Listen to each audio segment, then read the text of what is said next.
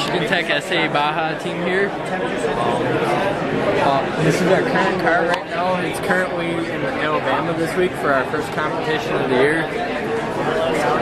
This year, our senior design team made a new brake system that we incorporated. We're running mountain bikes, disc brakes, custom master cylinder compared to the master cylinders we ran last year. And this is our new brake motor versus our previous ones. It's huge weight savings and the stopping powers, everything we need yet.